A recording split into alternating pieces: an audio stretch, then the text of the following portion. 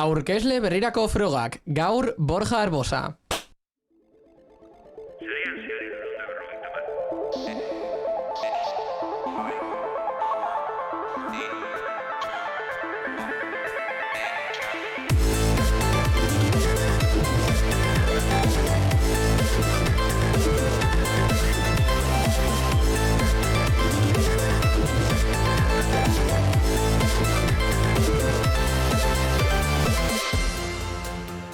Arratsalde on denoi, hemen hasten da sarean zehar 350 edizioa.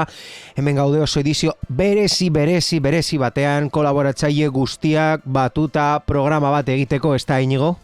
Eta zergatik jarri naiz ni hau aurkeztera? Egia esan da ez dakit, baina esan behar dizut frogaz duzula pasatu. Lehenik eta behin, esan behar dizut. Hasieran agertzen da zure ahotsa esanez programaren zenbakia, zuez esateko programaren zenbakia. Bueno, baina... Lehenengo falta, hau gidatzeko karneta bezala, lehenengo falta. Eta bigarren falta izan da, ez duzula eser kontatu. Geratzen zaigu aurkezpenean minuto eta piko gehiago eta ez duzu eser esan. Eta zer?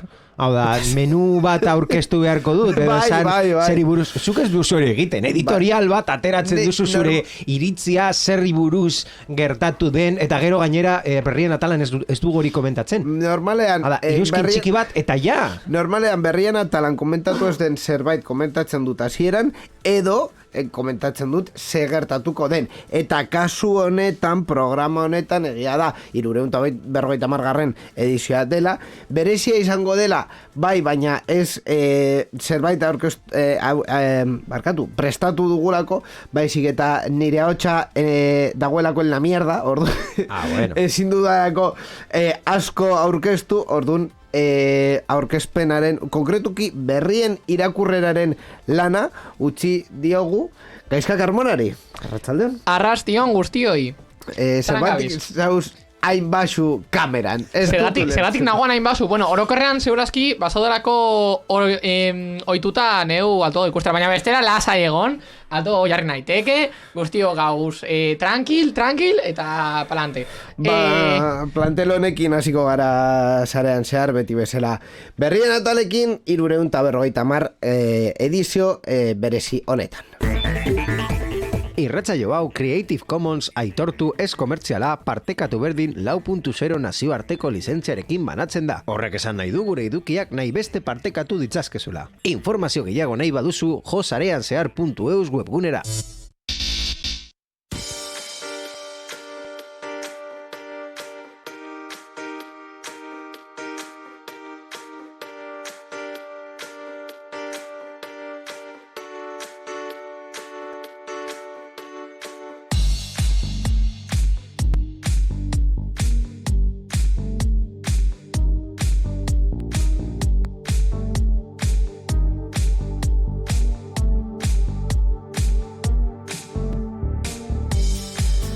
Esan bezala gaurko lana hiruretan banatuko dugu, hau da Borja aukeratuko du berria, ni aurkeztuko dut berria, eta benetan berria irakurriko duena Gaizka izango da. Impresionante irakurtzen badakit. Badakizun. Gainera, ataltxo bat daukagu videojokoi buruz hitz egiteko, baina hori ez da izango hasieran, baizik eta gero izango dugu. Bueno, atal hori, konkretuki Nintendoari buruz hitz egiteko, nabaritu behar delako, ni naizela programa honen zuzendaria. Hau guztia esan da... Ikusten, Borja, ikusten.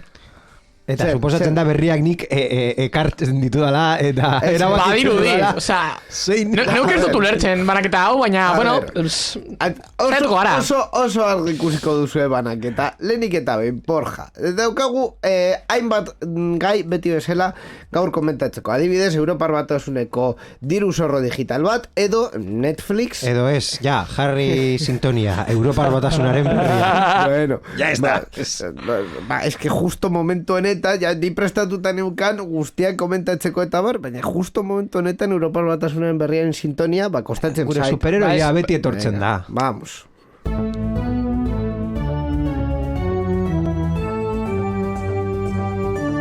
Europar Batasunaren berria. Sarean zehar.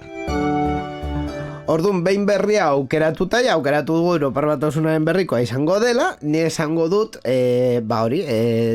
izenburua dela Europar Batasuneko diru zorro digitala probetan dagoela, eta orain doa gaizka berria irakurtzen.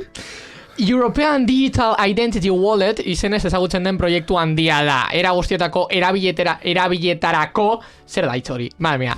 Balioko duen sistema bateratua, auto bat alokatzeko edo gure nortasuna egiaztatzeko. Online plataforma handien ereduen alternatiba azaldu du Ursula von der Leyen batzordeko presidenteak. 2024 arte ez da aurre ikusten diru zorro digital hau lehorreratzea, baina badakigu nolako izango dan. Lehen pilotua Novid Nordic Baltic EID Project da, eta Danimarkak, Alemaniak, Islandiak, Italiak, Letoniak eta Norvegiak osatzen dabe.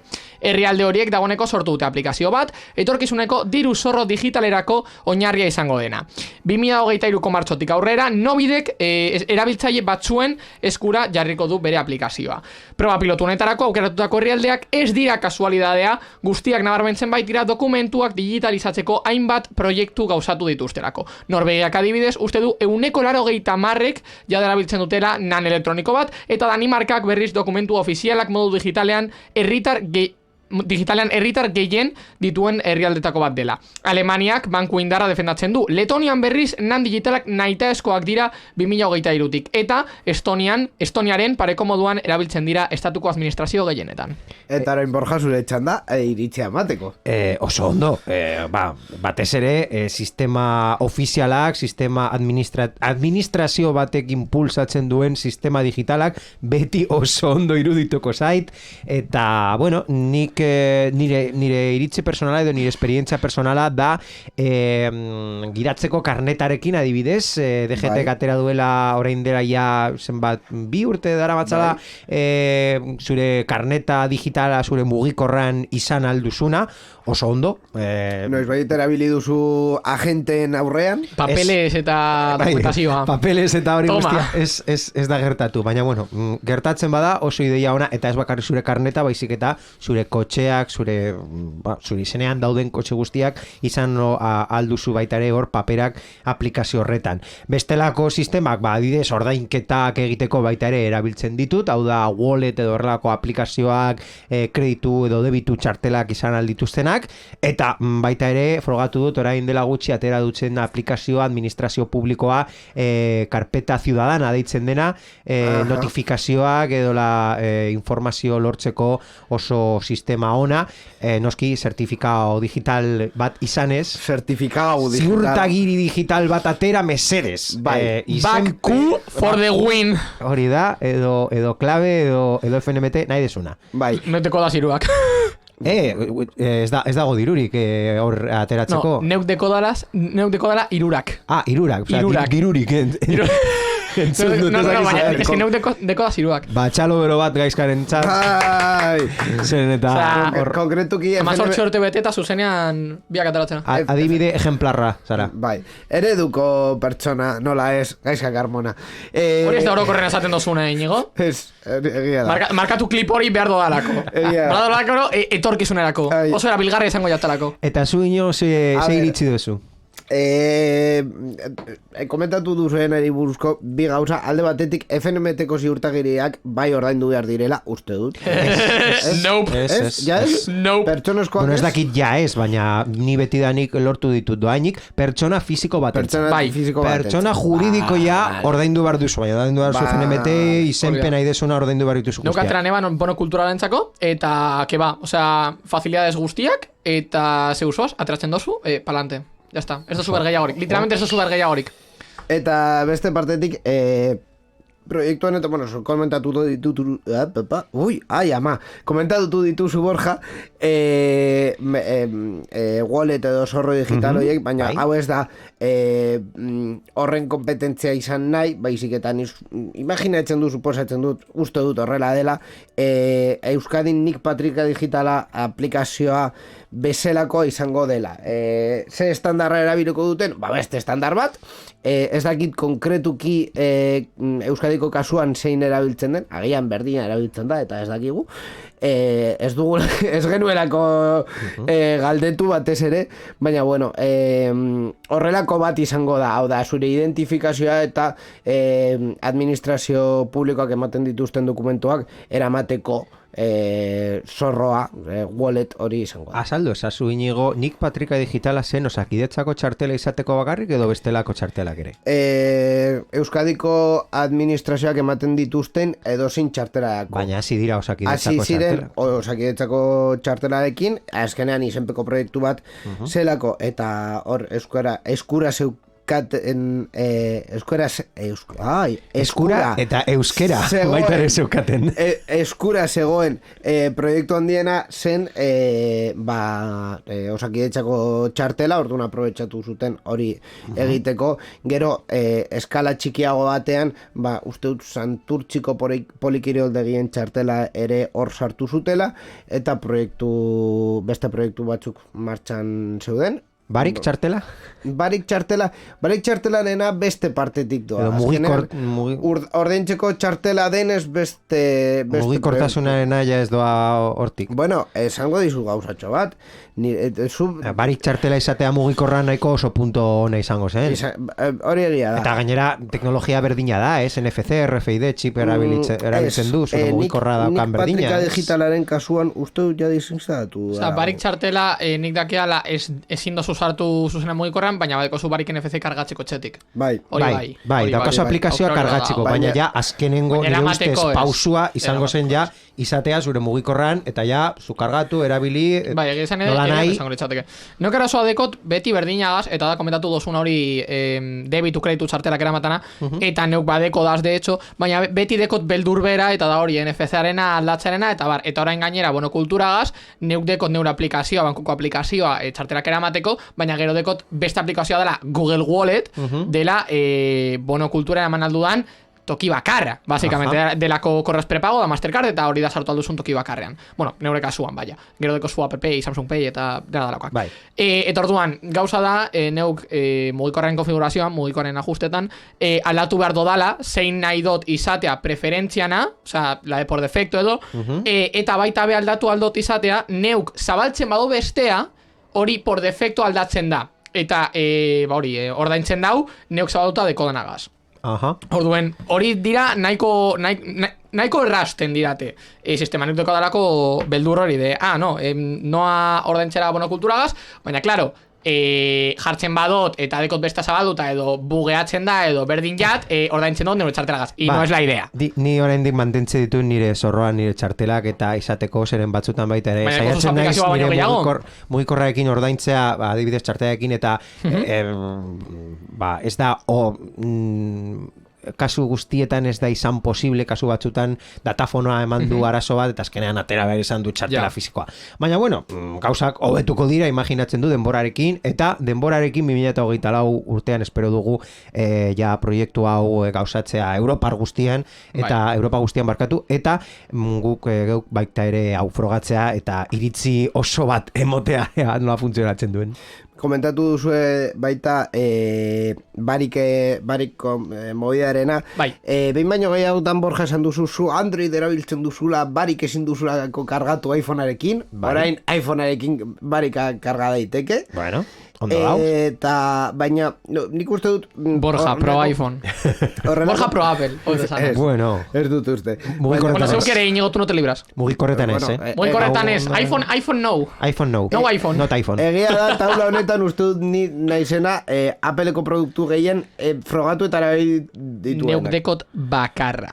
iPad hori. Bakarra, iPad eta ez da neuk erabaki doalako izatea. Ez da momentua, baina zerrenda bat egin aldugu. Eta ni... Pocophone top 1. Ni bi astetan bakarrik izan zen, baina iPhone bat izan nuen. Txan. Ez que gainera, neuk ezagutzen doazan lagunak, gainera dekote iPhone edo izan dituzte iPhoneak, baien gurasoak eman zietelako porque erosi eben beste berria, no seke. Eta karo, nik neko nituen lagunak, zutela, bere momentuan, hori iPhone beratxe aterazenean, iPhone amara aterazenean, beratxe esan existitu, creo. iPhone amara aterazenean, bela el 6S, y es como, what the fuck? Bueno. O sea, no... Zenbat pugaoko pantalla zan? Lauta erdikoa? Bai, uste dute... Uste honek dekosala 6.6 eta batzutan txikia da? iPhonea ez zuela lau puntutik, atzbeteko bakatu. Tamaina baino gehiago atera, iPhone 10 arte edo. Uste bai hori zala. Osea, eta dinosu, eski zergatik, eski hori da gauza, osea, Apple saltzen dizkizu produktuak que funtzionatuko dute oso ondo eta ez dizut ez esango, porque iPadarekin gertatu jat, osea, iPadak dekos 7 urte itira. Baina, eski benetan behiratzen dozuz espezifikazioak eta dauz obsoletuak ia atera baino lehen.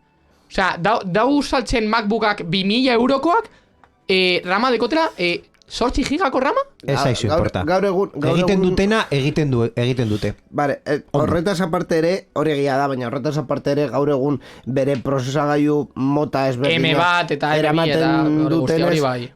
Baina, ezin duzu... Bere liga jokatzen dute. Egin dute. Ezin duzu.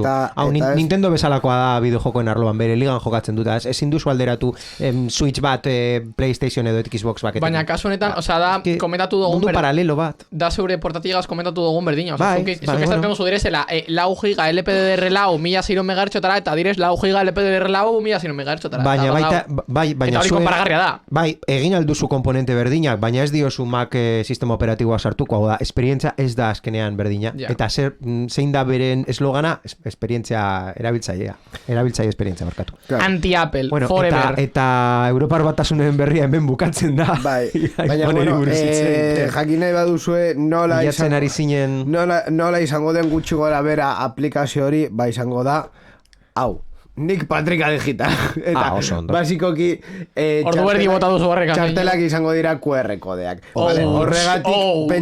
Horregatik pentsatzen baduzue horrelako aplikazio batean jarriko dutela barik txartela adibidez, ez da gertatuko. Barik txartela ordaintzeko txartela batean. NFC de Mercedes, NFC. Benetan, que no es tan difícil, NFC. No es tan difícil. Bueno, erreklamazioa... Neuklan egin dut RFID-gaz. Bai, eta ez da hain zaila, baina erreklamazioa egingo dugu... Mugikor guztiak oraindik ez daukaten NFC. Eta pizka turteman beharko diozu guztiak izateko. Bestela, pertsona askok daukatela mugikor zahar bat ez daukala NFC, hortik kanpo uzten dituzu. Baita ere, esan behar da.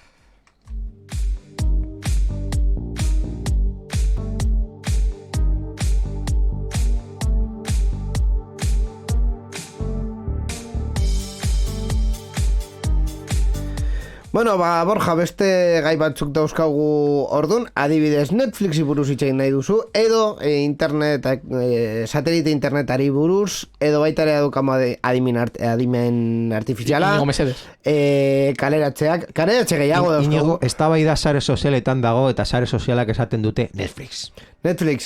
Vale, Netflix buruz itxegingo dugu, amaiera eman dielako Espainiako kontu partekatuei.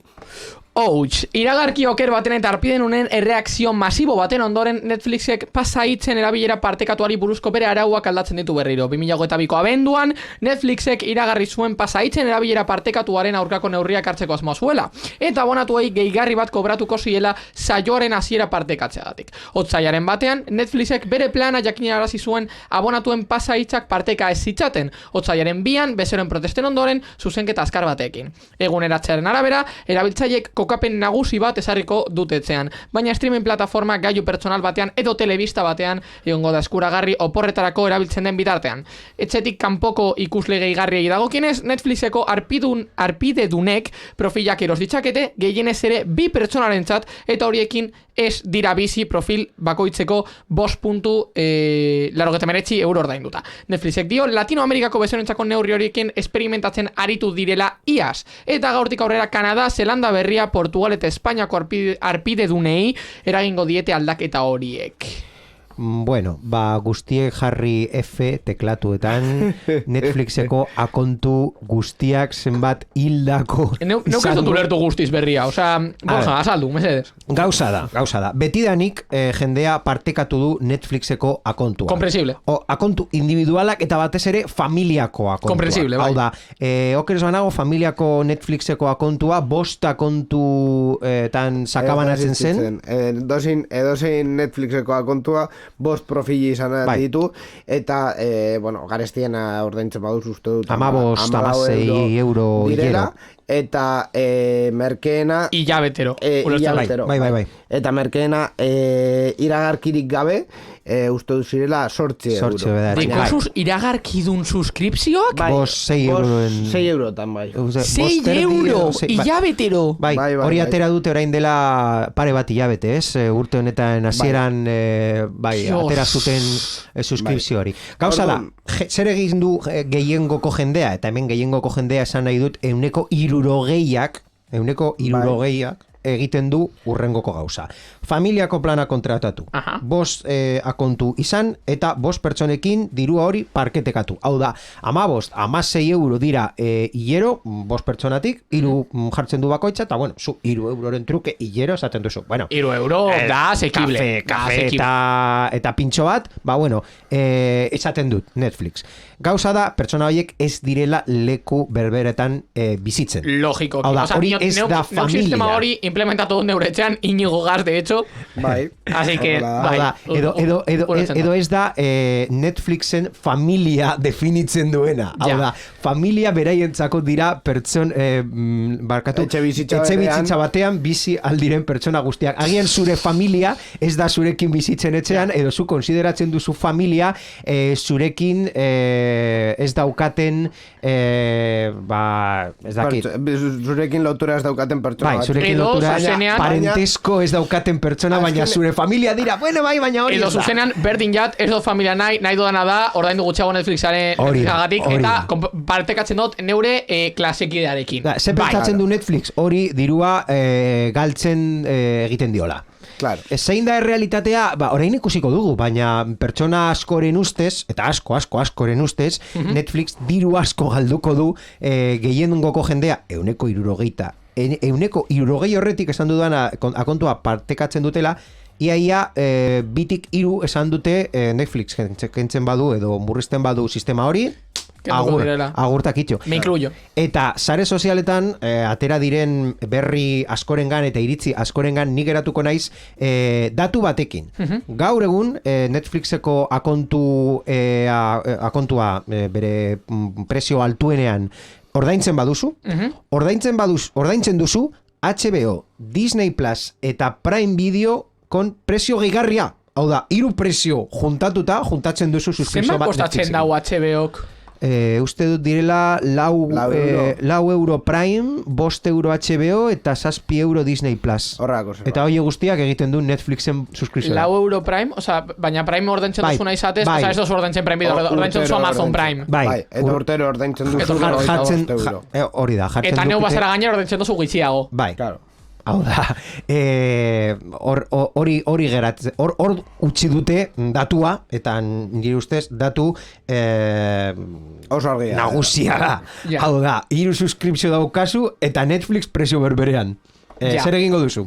Netflixeko katalogoa maite izan beharko duzu asko. Eta badaudetan oso iritzi garrantzitsuak baita ere esaten dutenak Netflixeko katalogoa ez dela inbeste. Azken aldian bai oso raro izan da Netflixek dagoelako azken batean ez dago erosten hain serie garrantzizkoak edo eta dago erosten deitzen dena fondo de armario. Orduan, dago erosten asko fondo de armario, hori, serie garrantzizko baten prezioagatik erosi aldozulako serie txiki asko. Egia da, anime inguruan eta bar gainera egin dutela nahiko salto handia, baina eske anime ikusi nahi badu banoa Crunchyrollera. Orduen, bai, Netflix dago egiten teknika marketingiana oso arraroak, baina, bueno, agian aplikatu dezakegu tximinoak esan dauanaren sintonia Netflixeri. Agian, txorrada asko diten ari dituzte egia esan da. Claro, zein izango da honen ekonomia, kasu Netflix Espainian galduko dugu pasta oso garrantzitsu bat. Eta kasu askotan ikusiko duten adibidez akontu horretan 3 pertsona badaude etxe bizitza berean, baina bakarra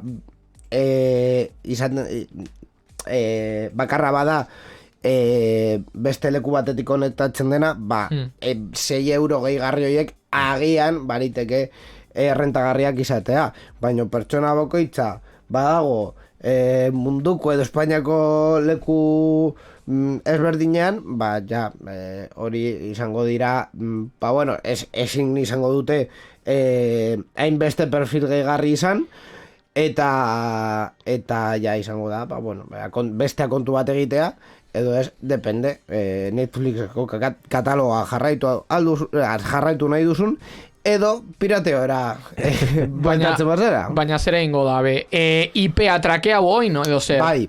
Dios! Bai. Eta wifiaren izen, eta wifiaren datuak, eta bar. No quiero. Honi buruz... kritika asko jaso dute. Honi buruz iten genuen enredandon, esanez, hau segurtasun...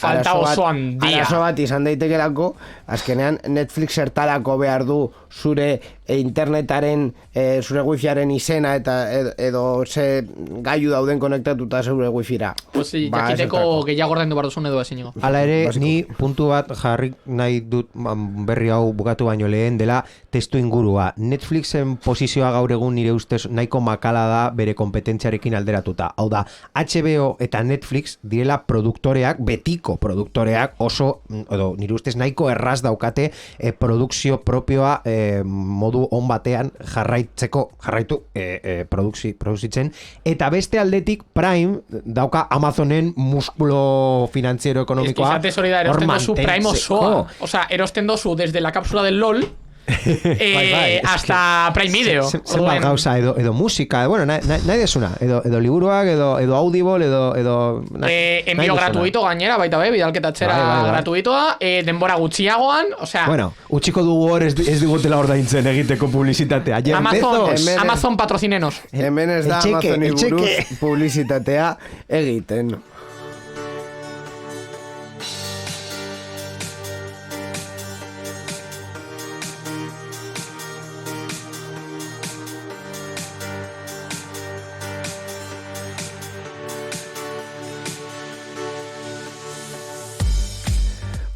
Por cierto, Borja, ez dizute esan menu honetan beste ingrediente bat daukagula, berri askarrak ere daude eta titulol eta hori, baina berri berezia daukagu Nintendori buruzkoa, bideojokoi buruzkoa dena, eta gaizkak ekarri duena. Horrekin joatea nahi duzu? Joan dezagun, bai. Guazen Gaming Roomeko atal gonbidatuarekin.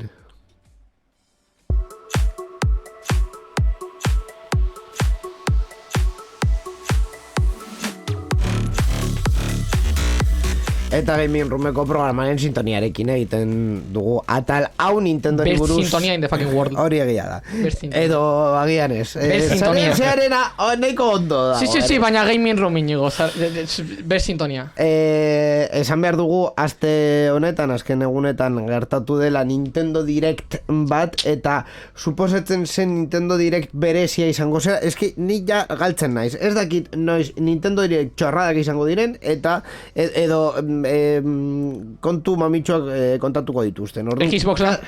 Kasu honetan mamitxoa izan da, ezta? Bueno, nahiko izan ere, baina esan dut ointxe bertan, eta errepikatuko dut. Xbox da, berdina. Osa, azken batean, Nintendo saiatzen ari da, ez dakit zergatik, baina Nintendo saiatzen ari da, Xboxaren formatu hartzen. Literalmente. Berri hau moztuko dugu, talifan jartzen bazara Microsoftekin, hemen ez daukazu lekurik. Hemen Microsoft ere kritikatzen dugu. No, sentitzen dut, Microsoft berdin jat neukitxe egiten ari naz Xboxen inguruan, eta Xboxen aurkezpenak izaten ari dira oberena, baina gauza honen artean. Osea, egin dugu eiruan komentatu genuala 2021 batean, usteot, eta Xboxen aurkezpenak salbatu eban eiru osoa. Pasan urtean, salbatu eban Summer Game Fest osoa. Urte honetan, salbatuko dago eiru osoa. Osea, Xbox. Nintendo di buruz itxetea eskatu dioten. Nigo, nire kamara irekita dago. Bai. Hau ez egiteko dago. Is that legal? Horrela gaude. Is that legal? A ver, no, basikoki, Iñigo, zer da Xboxeko oberen egin... no hablar ya. Zer da Xboxet oberen egiten dagoena? Zer da? gaizka, Nintendo, mesedes. Zer ekarri dau? Ze aurkeztu du? Egin, gutxienez, esan ez dutela ezer egin, baina Nintendo, ez naiz fan, baina gutxienez Switch bat erosi dut orain dela gutxi. Eta jakin nahi dut, zer erosi aldudan, ez dudan erosiko, baina zer erosi aldudan... El Pokémon. Bai, urrengoa. Bueno, orkestu dituzte hainbat gauza, esan ere, nahiko gauza, 40 minutuko orkespen izan da. Baina, bueno, interesgarrena etorri da, amaieran, pues, beti gertatzen den moduan. Azidrez Pikmin lauagaz, eta nahiko ironiko izan da, naiz ere Pikmin lau da, aurkeztu dituzten gauzen artean, uste dut, leitena datorrena, osea, dator abuztuan edo, ¿abuztuan? Uste dut? Bai. Aprox. No, miento. 21 de julio. Aztu zaizkitza izenak. Uztaian. Uztaiako bat dator Pikmin lau. Gustatzen bazaizue saga eta aurreko jokoa gustatu bazitzaizuen, badirudi honek ekarriko dituela nahiko gauza. Berri. Baita ere, retroaren fanentzat, Metroid Prime Remastered. Eta zein da hau gehien gustatzen jatana? Eta da, gogartzen dozue Xboxen Day Zero? Ba berdina, esan dabe, Metroid Prime Remastered, aurkezpena bukatzen danean. Zuzenean, jazta. Eta nahi baduzu edizio fizikoa, martxoak 3, oza, neta mal.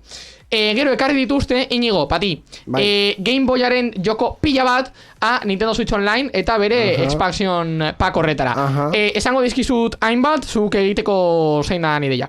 Tetris, Super Mario Land B, Zelda Link's Awakening DX, Game & Watch Gallery 3, Metroid B, Wario Land 3, Kirby's Dream Land, eta horiek dauz, no sé, ja, básicamente. O sea, berdina, aurkezpena bukatzen. Eta Pokemon horia, atera dute Pokemon horia? Ez da be atera Pokemon horia. Eta gero dau, bigarren aukera dela Nintendo Switch Online, baina bere expansion packagaz. Eta bere expansion packagaz, datoz baita be, Super Mario Advance Lau, WarioWare, Mario Kart Super Circuit, eta Zelda The Minish Cap beste batzuen artean. Gero, zeren inguran itxegin zaigu baita be, Bayonetta Origins, Cereza and the Lost Demon. Cereza, vaya. Cereza ez badakizue da Bayonetta baina txikita. Básicamente. Eta joko honetan kontrolauko dugu Cereza eta Cheshire, dela bere maskota antzeko zerbait, lehoia, no tengo ni idea. Egia esan, no tengo ni idea. Eta etorriko da, martxoak 17, da asko gustatu zitzaigun joko bat ikusi genuenean, hori, komunidadeko gehienei. Izan ere delako pizkat aldaketa. Eta deko gulako zerbait entre medias, urrengo Bayonetta arte. Eta deko pintaza, baina absoluta. Apartau grafikoa, jugabilidadea, porque baita be, ez digut esan, zehazki, nola izango dan jugabilidadea, baina deko pintaza absoluta. Eta gero, niri egin diate asesinato puro, honegaz, asesinato puro, eta da, zeu imagina, Borja, deko zula teaser bat, eta gertzen dela, Profesor Layton. Bai. Layton irakaslea, Profesor Layton. Eta gertzen da, tal cual, 4 segundutan edo, eta mosten dutela. Ez dau izenik, ez dau titulurik, ez dau datarik, eta ez dau ezer. Eta nek nahi dut jakin gehiago nen inguran, porque da... Hortzu luzeekin urtsi duzu. Literalmente, o sea, Profesor Layton neuk jokatu neban bat, ez dakit zein izan zan, baina neuk jokatu neban bat, Nintendo DS-ean 7 urte nebanean. Zazpi urte nebazanean, osea, neuk nahi dut Profesor Layton gehiago, eta ez dirat esan ezer. De verdad. Lau joku atera zituzten uste dut bat izan zera 3 DS-erako eta beste 3 DS-erako, eta hor utzi zuten saga hori. Best saga ever. Egia da. Best saga ever, osea, Profesor Layton magia. Literalmente magia. Egia da. Gero, itxegin dabe baita be, Disney Illusion Island. Hau da, asko gustatu jatan zerbait. Porque egia esan, pues hori, Disneyren jokoak eta askok orokorrean usten dabe nahiko de desear. Orokorrean. Kaskarrak. Pizkat. Ez gehiagi, baina pizkat. Dinot, osea, ikusten da benetan dinozu. Da, triplea bat, dekozu nahi dozun diru guztia sortzeko jokoa eta bar. Agian, alzen uten lan pizkat gehiago sartu. Baina, bueno, kasu honetan sartu dabe lan nahiko eta atera da Disney Illusion Island. Dela Mickey Mouseen joko bat, bere, hori, pertsonaje guztiekin, bidean, plataforma joko bat, eta dela daukala gainera edo hori dirudi, co-op, deko modu kooperatiboa. Eta dena grafikoak, osea, jokalariak eta bar, eta mapa eta guztia, Deko pinta oso antzekoa, duela gutxi, komilla artean, baina duela gutxi ateratako Mickey Mouseen seriaren inguruan, Disney Channelen. Neuk ikusi dudala hainbat alditan, duela urte bat edo, eta benetan ikusten dozu eta inozu, da azkenean deko nahiko antzekotasuna. Eta gustatu jat nahiko, egia esan delako Super Mario bat, baina Mickeyren pertsonaiekin, eta deko pinta oso ona egia esan. Eta hau dator ustailak 28an. Aztu jat esatea, zerezaren jokoa datorrela martxoak 17an. Osea, dekogu martxoa nahiko petau ja. Gero, eltzen da baita be, Octopath Traveler 2, gustatu zitzaien entzat Octopath Traveler, nuk jokatu bardo dala oraindik, baina gustatu zitzaien entzat otsaiak 24, eta demoa jokatu alduzue, ja, basikamente. Orduen, bukatu zanean aurkezpena, pues atera zen. Baita be, aurkeztu zitzaigun baten kaitos bat eta bi HD remaster, retro inguruan, Ghost Trick Detective Fantasma, Fantasmagorian Detective, usteot. Delako nahiko egia esan japoniar estereotipoa, hori, misterioen inguruan eta antzeko jokon inguruan. Gero, markatu tamen Wheel of Katamari Reroll más Royal Reverie, porque Katamari Damacy, de hecho, ikusten badozu trailer osoa, fijatu ondo, porque ikusiko zuen momentu bat, non FPS-ak dropeatzen da ben de manera drástica. Zergatik, Katamari Damacy dalako, osea, jazta, zentzurik ez dekon joko bat da, literalmente soaz bola bat egiten, aurkitzen dozon guztiarekin. Orduen, badau momentu bat, non zeure ordenagailuak esango doan ez. Eta Switch bat bada, pues posiblemente aurrenago, quiero decir. Eta gero, baita be, Kirby's Return to Dreamland Deluxe, joko máximo absoluto, de hecho, aipatu dugu aurrerago, Kirby's Dreamland jokatu aldu zuela Nintendo Switch Online badeko zuen, ez duzue behar pack expansion pack, basearekin badeko zuen, eta kasu honetan, Deluxe. Ateratzen dela, korrekto, otsaiak 24. Eta zer gero ateratzen da otsaiak 24? Octopath Traveler 2, deko zuen nahiko lan jokatzeko, Eta gero, DLC pila bat, baina kon pila, esan edot pila, Xenoblade Chronicles 3, Splatoon 3, Fire Emblem, Dead Cells, de to. Eta gero, guztiok, espero genuena, Breath of the Wild B. Gaizka deitzen da Tears of the Kingdom, Breath of the Wild B. Eta bere Collector's Edition, logikoki. Maiatzak 12. Apuntao, maiatzak 12. De hecho, baiko lagun bat, esan doztala, erosiko dauala, tal cual, erosiko du, bere ateratzen den egunan, esan edot, eramango dago ekitea, eta emango dago etxera, eta gordeko du kutsa batean, porque azten gara maiatzak 12an azterketakaz. Orduen, gordeko dago kutsa batean bajo llave, emango dio giltza amari, eta esango dio ez. En plan, ez. Bukatzen doanan ematen doztazu, ez. Eta azkenengo egunean ziur nahu aterako dala klasetik, azterketatik, hartuko dago bala kotxea. Eta ez diozula berriro ikusiko. Jungo da autopistatik 210 kilometro orduko abiaduran, helduko da etxera, eta jokatuko dau 72 ordu jarraian. Ziur nahu. Gutxi iruditen zait. Neuri baita be, de hecho. Shout out to Pablo. Oso ondo, gaizka. Hori izan da guztia orduan Nintendoko aurkezpenean? Ez da izan guztia, baina izan da guztia aipagarria dana. Vale, perfecto. Neko gauza izan ditu. 40 minutu, orokorren esaten ziren 20koak. Claro, 40 minutuko Nintendo De hecho, Direct nahi badozu ikusi osoa, dekozu egeure YouTubean. Euskal Digitaleko YouTubean. Horrela, hori izan da bideojokoen kontu nagusiena azken egunetan.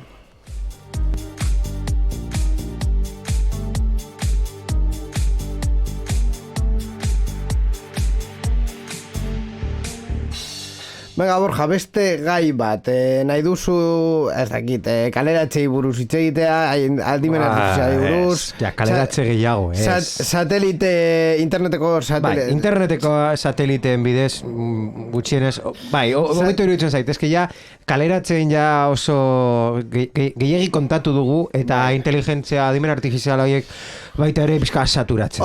Oso labur, PayPalen ere jendea kaleratuko dute, bale? Urreko Twitterren, eta ez dakit non. Bueno, Twitterren ez da geratzen, inor. Dena den geratzen atximinoa. Bai, eta listo. Dena den interesatzen zaigun berriak asunetan da gobernuak martxan jarriko duela 100 megako interneta satelite bidez, 20 €15 presioan. Nahiko garesti. Ekonomia gaietarak... A ver, es que jazten gara. Nahiko garesti, zertar, ez badaukazu... Egun mega! Baina ez badaukazu eser gehiago, ez da ingarez. Bueno, vale, ez badaukazu eser gehiago, vale, baina ez que hori ez dau jartzen tituloan inigo. Bai, hori gero komentatzen dugu, eta behin berria. Ekonomia gaietarako eta eraldaketa digitalerako ministerioak dagoeneko argitaratu du gure herrialdean banda zabaleko konexiorako sarbidera bermatzeko laguntzen deialdiaren behin-behineko ebazpena. Horrekin Espainiako biztanleen arteko eten digitala itxi nahi da. Gobernuak Ispasati. Bai, Ispasat deitzen da enpresa. Eta zeratik deko bat hor. Ispasat Ispasati ez leitu diolako. Ez leitu dio banda zabala landa eremu guztietara edatzea. Ilan 35 euroko tarifa lauarekin. Eskainiko den banda zabaleko konexio abiadura gutxienez 100 megabit segundukoa da. Telekomunikazioen eta azpiegitura digitalen estatu idazkaritzako ebaluazio batzordeak Uniko demanda rural programako 76.3 milioi euroko laguntzak eman dizkio Ispasati. Ispasatek teknologia satelitalaren bidez edatuko ditu teknologia 5ko estaldurarik ez duten Espainia osoko eremuei konexio ultra askarra emateko beharrezkoak diren azpiegiturak zuntz gisa gutxienez 50 megabit segunduko estaldurarekin. Eta gutxienez 100 megabit segunduko zerbitzua emango da 2027ko abenduaren 31 arte. Bai, beti bezala hau kontratu publikoak direnez, laguntza hori eman dute. 5 urteko eperako, esan dut ondo 5, bost. Gutxu gora, bai. Jarriko gara pizka bat, berriro ere egin behar dugu testu ingurua batez ere zu gaizka ulertzeko zergatik ez da engarestia. Gauza da, zu bizi zarela herri txiki batean. Hau da, edo jende asko ez daukan herria. Ereduan nik jarriko dut. Zu bizi zara ez herri txiki batean, hemen ohituta gaudelako herri txikiak izatea, baino herriak izatea. Irea 20 pertsona dauka. Bizi zara etxe batean en medio de la autopista. Hori da, hor da, en medio de la autopista ez, bizi zara etxe batean que no hay ni autopista. Galduta dauela Galiziako erdigunean. A ver, es que Galizian etxe guztiak dauz galduta mendiaren erdigunean inigo mesedez. Hor dago gakoa. Horretan daukagu gakoa. Zergatik, azken urteetan egin diren zuntza estaldura horiek zuntza subentzionatuta fibra optika garapen berri horiek oso ondo daudelako zuntza eramaten baduzu leku batera adibidez Borjaren herriara eskerrik asko zehazki horren ninguna dizeteran indoan eramaten duzu zuntz bat horben banatzen duzu herri horretan dauden 20 edo 25 etxeetara eta listo. Osea, azpiegitura horretan ondo doa orain arte egin dena. Baina ez badaukazu herri zentral bat eta etxe guztiak mendian sakabonetutak badaude, segiten dugu. Sortzen dozuz palo gehiago horiek ikusten ditugunak errepidan eta zuk esango duzu, baina gaizka, mesedez, hori da azpiegitura arazo oso handi bat, ja, baina ezken nik 5 urte nebazanean eta nengoenean autoan, neuk egiten neukala estigman bat atxamarekin eta zioala hor ibiltzen kable horietatik. Orduen horrek makes happy the children. Makes the children happy. Baina eske etxeitara ditugu lekuetan ez dago ez da errepideun bat. Nola alduko zara orduen? Lau bider lau batekin. Bai, bide batean. Todo terreno? Bai, no, sí. Eta ahora agertzen zara. Mendiaren erdian. Baina non bizi zara? Ni kasu honetan ni ez da Borjaren nork egingo leuke etxe bat hor eta nor biziko litzateke hor eta nork erosiko luke etxe hori hor bizi den pertsona hiltzen danean. Galdetu jozu Galiziako biztanle askori. Bueno, gauza da. Galizia, go to where the sun is. No. Normala da saiatzea gutxienez gobernua basara internetean leku guztietara heltzea. Hau da, lehenengo partea ja egin dute. Atera dituzte subentzioak eta lortu dute gutxienez zuntza nire etxean jadoka zuntza. Eltzen da, finalmente. Azkenean. Agian egin dezakegu streaminga, finalmente, vamos! Vale, hor berri ona. Baina nire etxea baino txarto eta oraindik txarrago daukaten lekuak bakarrik, baina posible, baina leku horiek bakarrik lortu aldute interneta sateliteren bidez. Eta ja sartzen bazara edozein konpainian eskaintzen dutenak interneteko konexioak sateliten bidez, behitu ze presiotan eskaintzen dute. Terreto, esaten den bezala, prezio merke bat lortzera, agian €80? €80! Se abiadura. De mierda. Osa, orain arte uste dut, hori egiten zala, osa, konexioa ezin zenuen tokietan, ADSL bitartez, uste dut, o me equivoco? Edo esta ere, ez da, bai, telefonoa heltzen zen, eta kobreren bidez, ADSL dago, baina megabat, izen... Megabit. Adibidez, presioak jarriko dugu maiaren gainean. Jarri esaso. Eurona, ematen ditu, €28 truke, bai. 30 mega. Dios. 100 mega nahi badituzu, presioa da, €60koa. Hor dokozu.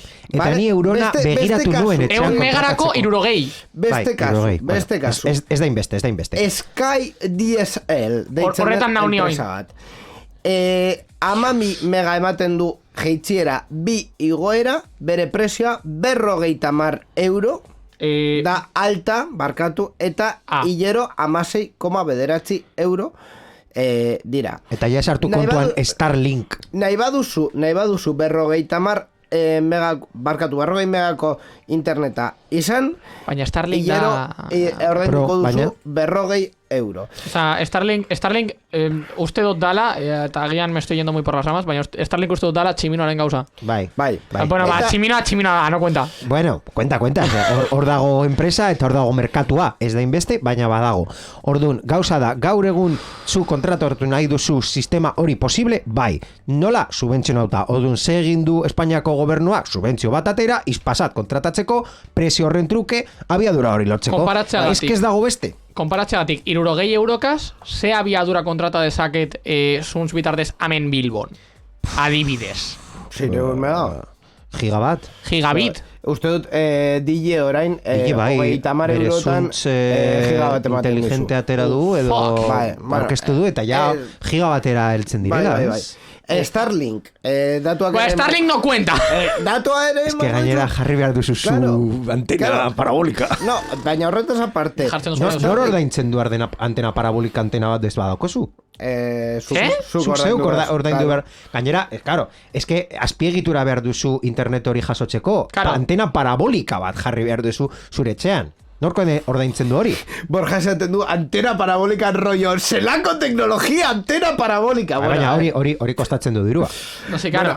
No kostatzen du. Zema kostatzen du antena paraboliko. Starlink aipatzear, antena paraboliko ez da oso garestia, baina justo antena paraboliko konkretu bat, neurri konkretu batena erabili behar da. Amazon, etxamun kable. Es que Starlink inbertzio minimo bat eskatzen ziren. Minimo? €21, €25, €40. Bai, antena parabolikoak ez dira oso garestiak. Baina, minimo, Starlink dira 200, katu, 400.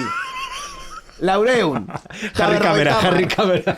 400 eta €50 alta eta... Alta! Eta €60 hilero. Zenbat? Abiadura. Hau da, izateko gutxi gora bera, 50 eta 200 megasegunduko izateko. 50 eta 200? Bai. Artean? Bai. ¿Qué tipo de margen de mierda es ese?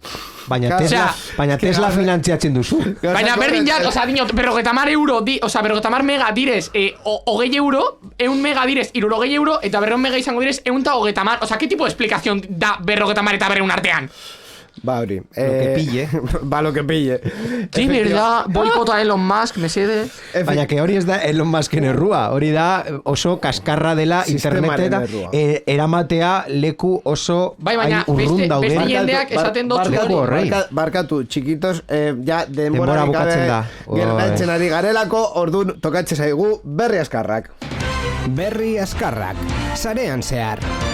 Eta berreskarretan lehena izango da IBM eta NASA elkarlanean ari direla klima aldaketaren eragina adimen artifizialarekin ikertzeko.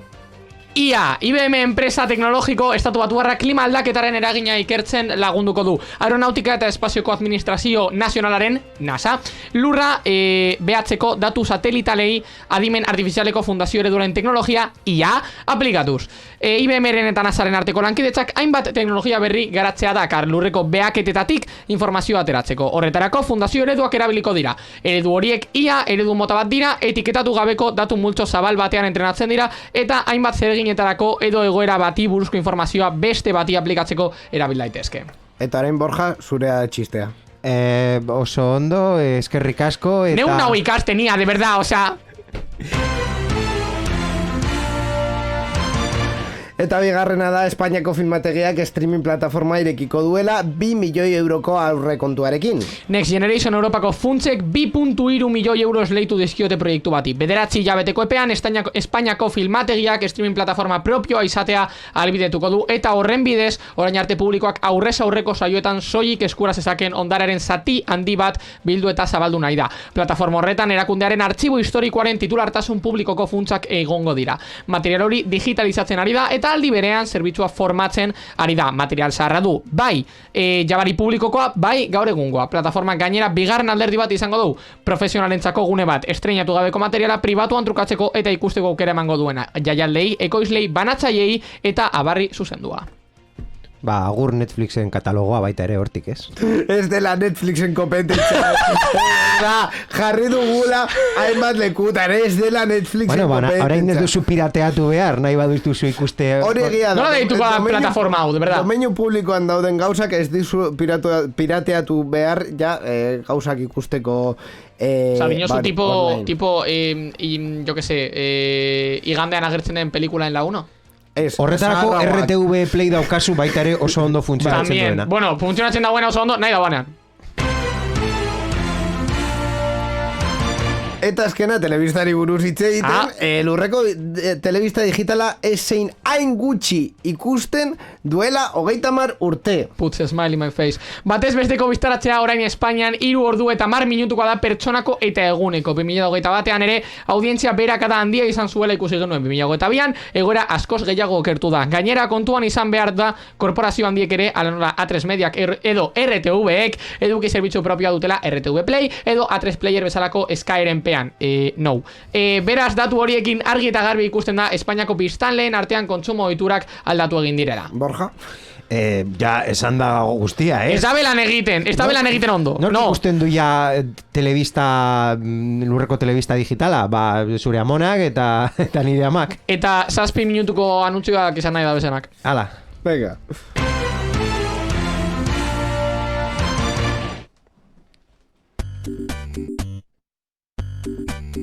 Titulol. Eta ja saioa bukatzeko beti bezala titulol daukagu. Kasu honetan Borjak kartzen duen berria gubion, kasu honetan gubion Borja gaizka eta bion arridura aserrea poker face. Sorpresa edo for the moment poker face. Zerbait zorrarazteko. Borja, zurea hitza. Ba, kasu honetan berri honen protagonista gure kompetentzia bat da. Kanal kompetentzia dekogu? Kompetentzia dekogu. YouTubeko kanal bat deitzen da Mutekimaruk eta jartzen du bere arrainak Pokemon jolastera. Kontxo, baina eske honi Gaming roomen hitz egin dago guanen inguran. De hecho, dato curioso, Borjak bidali eban berria uste dut. Claro. Borjak bidali eban berria. Hau da, arazoa. Sartuko neman igual. Gaming roomen komentatu dugu ja berri hau. Osea, movida izan da, bera dauka streaming batzuk bere arrainekin, eta kontua da, bere arrainak, streaming batean lortu zutela, Nintendo Switch kontrolatzen zutena, no, jokoa apurtu zan. Jokoa crasheatu eban eta atera zan al menu principal. Eta horretan ja aldatu zuten izena, erosi zuten avatar bat, no sé qué.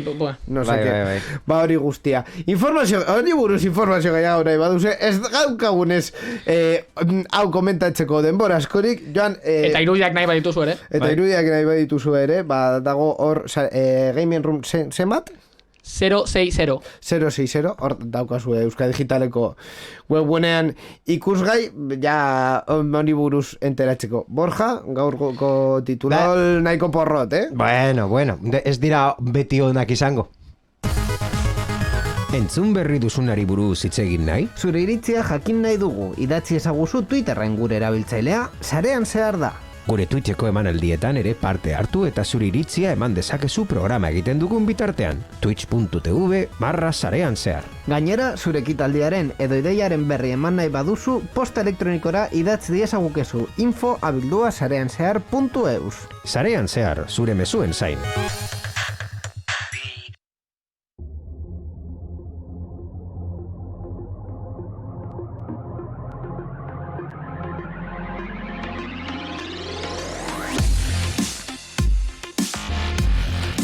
Onaino sarean zehar 350 izan dela, berezia izan da? Bueno, bai, beste gauza bat egin dugu normalean egiten ez duguna, batez ere nire ahotsa zaintzeko eta hurrengo edizioetan zerbait esateko, aukera izateko, batez ere. Hemen izan dugu beti bezala Borja Arbosa berrikuspenean. Berrikusiko dut hau ikusteko ese motatako programa. Ez dago gaizki, 400. ediziorako zer egingo dugu. Hori ja ikusiko dugu. Hori ez da izango denboraldi honetan, ez da hurrengoan uste dut bi denboraldi edo 3 denboraldi barru izango dela. Así que, 20 programa egiten badugu denboraldi bakoitzeko, atera kontuak. Bi denboraldi eta 15. denboraldia itxiko dugu, horrekin. 15. denboraldia, 400. programa. Bueno, ya, laugarrenean itxiko dugu zarean. Eta baita ere eskerrik asko Mikel Carmonari berrikuspen teknikoa egon dena. Zema jende dago hemen berrikuspen tekniko egiten dagoana, de verdad? Mikel, basikoki. Eta baita ere eskerrik asko Gaizka kasu honetan, bedi jokoen berria etekartzagatik eta, beste berri guztiak kontatzagatik. Eskerrik asko zegoen nago inbitatzagatik, kontuan hartuta, neure euskera dela nahiko potxo. Hori ez da egia. Bueno, orduan nirean nola dago. Osa, neure euskera da batua, bizkaiera eta erderen arteko nahazketa. Bueno, guztiona, hemen gutxi gora bera horrela da. Zer gehiago, falta zaigu, baita ere eskerrak ematea irratietan dauden teknikari eta ekoizpen taldei programa honen emisioa posible egiteagatik, eta zuei, gure entzulei bideratzea urrengo programara 350 izango dela. Uste dut lehen gaizki esan dudala edizioaren zenbakia. Berdin da. Betiko kontua. 2 aste barru, teknologia gehiago eta sarean zehar gehiago, hemen zuen irratian eta podcast jasotzaileetan. Urrengora arte, agur!